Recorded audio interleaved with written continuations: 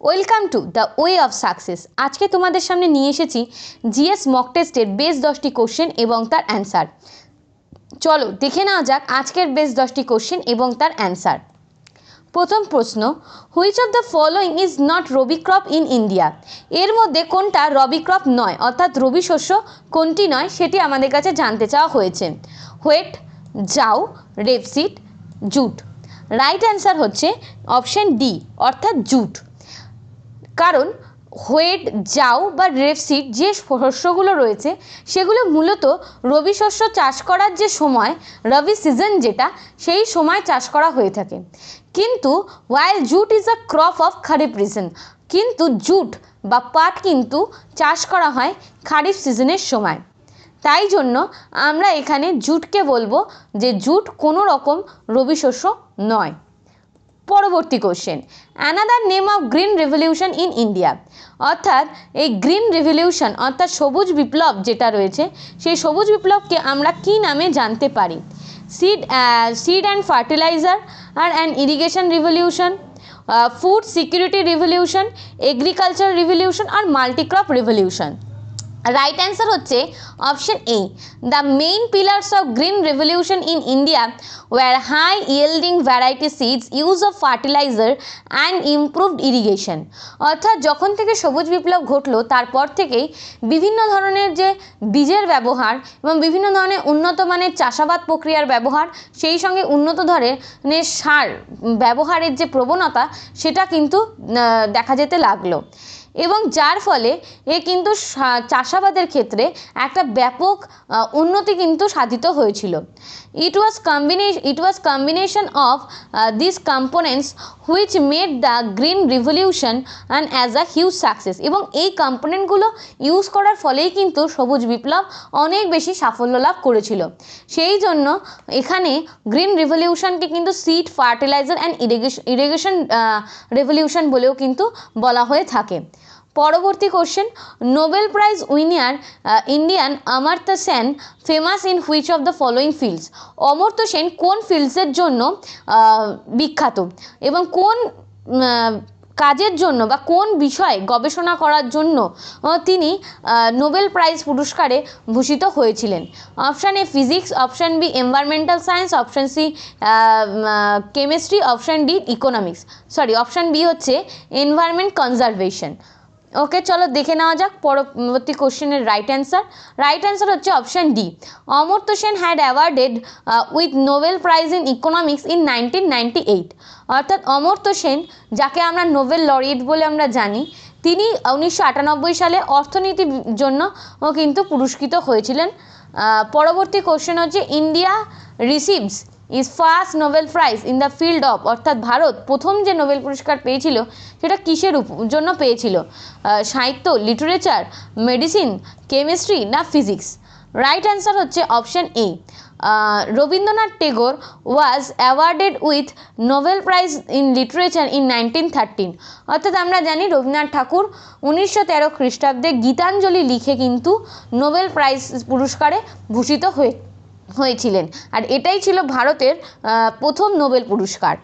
পরবর্তী question, the planning commission of India was constituted in the year. অর্থাৎ planning commission কোন বছর constitute করা হয়েছিল বা প্রতিষ্ঠা করা হয়েছিল? 1942, 1947, 1950, 1955। রাইট অ্যান্সার হচ্ছে option C. Planning commission was constituted in 1950 by a resolution passed by government of India. অর্থাৎ প্ল্যানিং কমিশন 1950 সালে কনস্টিটিউটেড হয়েছিল গভর্নমেন্ট অফ ইন্ডিয়ার রেজলিউশন অনুযায়ী। পরবর্তীতে এই প্ল্যানিং কমিশনে কিন্তু নীতি আয়োগ নামে 2014-তে নামাঙ্কিত হয়েছে। যা ছিল আগে প্ল্যানিং কমিশন, বর্তমানে সেটাকেই আমরা নীতি আয়োগ বলে জানি। পরবর্তী question, who among of the following started Marathi fortnightly news paper Bahishkrut Bharat? অর্থাৎ এই মারাঠি পত্রিকা বহিষ্কৃত ভারতের কে শুরু করেছিলেন? ডক্টর বি আর আম্বেদকর, বীর Savarkar, Vinoba Bhave, Lokmanya Tilak. Right answer is option A. Bahishkrut Bharat was started by doctor B R Ambedkar in 1927। Doctor B R Ambedkar Bahishkrut ভারতের কিন্তু রচয়িতা। His other news paper are Mooknayak, Janata and Prabuddha Bharat. যেগুলো এই নিউজ পেপারগুলোও কিন্তু তিনি মানে পাবলিশ করেছিলেন। তাহলে আমরা যদি দেখি এর এক্সপ্লেনেশনে এসে কিন্তু আমরা শুধু বহিষ্কৃত ভারত নয়, আরও কতগুলো নিউজ পেপারের নাম কিন্তু জানতে পারছি। আমাদের যদি প্রশ্নে কখনো মুকনায়ক, জনতা বা প্রবুদ্ধ ভারত, যেটাকে অ্যান অ্যাওয়েকেন্ড ইন্ডিয়া বলা হচ্ছে, সেই নিয়ে যদি আমাদের কাছে প্রশ্ন আসে যে এই নিউজ পেপারটা কে শুরু করেছিলেন, তাহলে সেই ক্ষেত্রে কিন্তু আমাদের অ্যান্সার হয়ে যাবে ডক্টর বি আর আম্বেদকর। তাই তোমরা যদি এক্সপ্লেনেশনগুলো একটু ভালো করে নজর রাখো, তাহলে কিন্তু এর মধ্যে থেকেও তোমরা নিজেরাও অনেক কোশ্চেন তৈরি করতে পারবে এবং যেটা তোমাদের জন্য অনেক বেশি হেল্পফুল হবে। পরবর্তী question, Siraj-ud-Daulah renamed which city as Alinagar. Alinagar যে সিটিটা, সেইটাকে তো সিরাজউদ্দৌলা কোন শহরের নামকে পরিবর্তন করে আলীনগর নাম রেখেছিল? কলকাতা, আগ্রা, ফিরোজপুর, ফতেপুর। রাইট অ্যান্সার হচ্ছে অপশান এ। সিরাজদৌল্লা কিন্তু কলকাতাকে নাম পরিবর্তন করে এর নাম রেখেছিল আলীনগর। কেন রেখেছিল না, সেই সময় যে ট্রিটি অফ আলীনগর সেটা কিন্তু সই হয়েছিল রবার্ট ক্লাইভ এবং সিরাজদৌল্লার মধ্যে এই কলকাতাতে বসেই। সেই জন্য তিনি কলকাতার নামকে পরিবর্তন করে আলীনগর নাম রেখেছিলেন। এখানে এক্সপ্লেনেশনে সেই কথাই বলা রয়েছে, Sirajuddaula renamed Calcutta as Alinagar. The treaty of Alinagar was signed on 9th February 1757 between Robert Clive and Sirajuddaula. পরের question, in which state the Bodoland territorial council and autonomous governing body was established. অর্থাৎ এই বোরোল্যান্ড টেরিটোরিয়াল যে কাউন্সিলটা রয়েছে, এটা একটা অটোনোমাস গভর্নিং বডি, এটা কোথায় establish করা হয়েছে? আসাম, নাগাল্যান্ড, মিজোরাম, মেঘালয়। রাইট অ্যান্সার হচ্ছে option A. The Bodoland territorial council is a territorial council established in Assam as per the memorandum of settlement of February 10, 2003। অর্থাৎ 10/2003, 10th February 2003-তে মেমোরেন্ডাম অফ সেটেলমেন্ট অনুযায়ী এই বোরোল্যান্ড টেরিটোরিয়াল কাউন্সিল, এই অটোনোমাস সংস্থাটি কিন্তু আসামে তৈরি করা হয়েছে। পরবর্তী question, what is the term of president of Switzerland.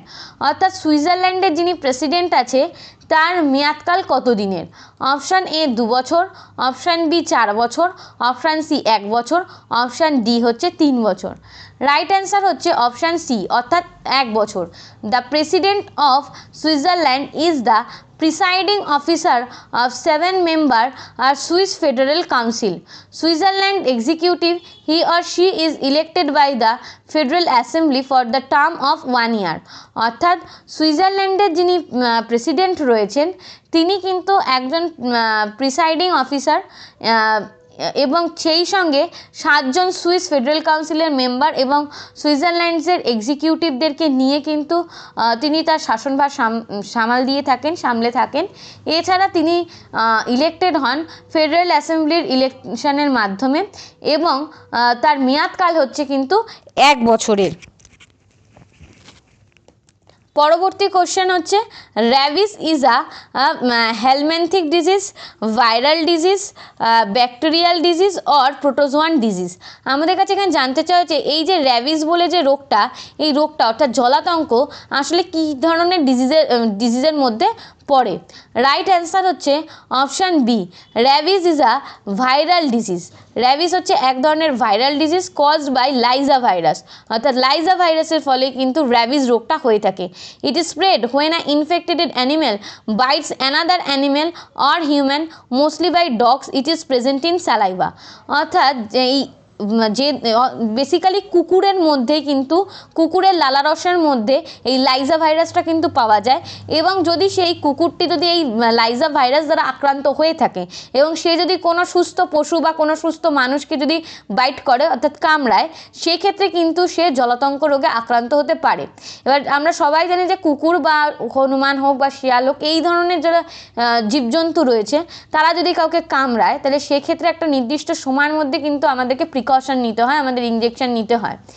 যদি সেটা নেওয়া যায় বা নেওয়া হয় তাহলে কিন্তু সেক্ষেত্রে এই লাইজা ভাইরাসের প্রকোপ থেকে অর্থাৎ জলাতঙ্ক রোগ হওয়ার থেকে কিন্তু আমরা বেঁচে যেতে পারি।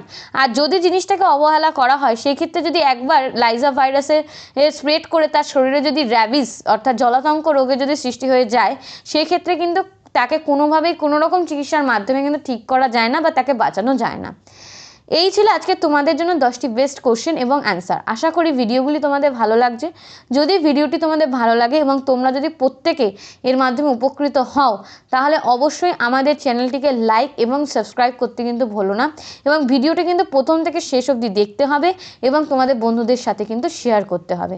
চলো আজকের জন্য এটুকুই, দেখা হচ্ছে নেক্সট ভিডিওতে।